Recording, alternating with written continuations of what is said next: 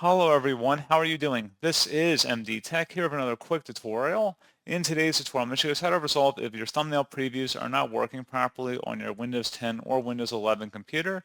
So if you're unable to see thumbnail previews and they're just appearing as generic folders, in today's tutorial I'm going to show you how to hopefully do that. And without further ado, let's go ahead and jump right into it.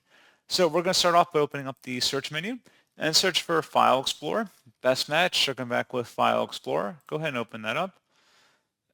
You want to set your three-dotted icon up in the top right. Just go ahead and select that where it says See More, and then select Options. And now you want to select the View tab, and underneath Files and Folders, you want to locate something that says Always Show Icons, Never Thumbnails. You want to go ahead and make sure that it's unchecked, so that's checkmarked in here. You want to go uncheck that, and then select Apply and OK to save the change. And then once that is done, you want to close out of here and then restart your computer. Technically, you could restart File Explorer as well, or the Explorer Process and Task Manager. However, sometimes it's just simpler just to restart your whole computer.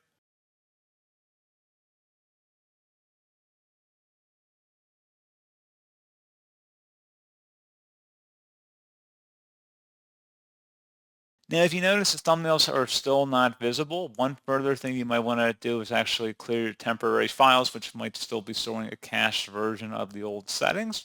So open up the search menu and type in disk cleanup. Best match should come back with disk cleanup. Go ahead and open that up.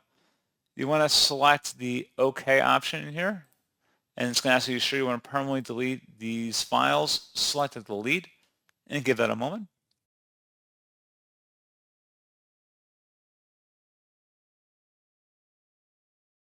And then once that's done, open up the search menu again, type in disk cleanup one more time, open that up.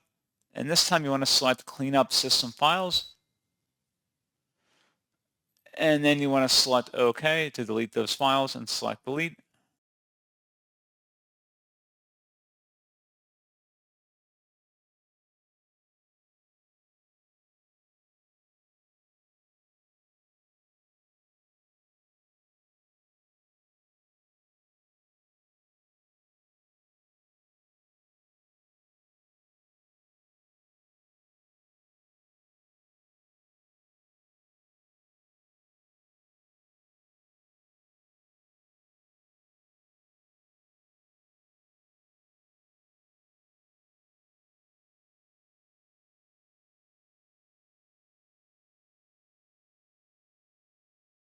So once that's done, go ahead and restart your computer.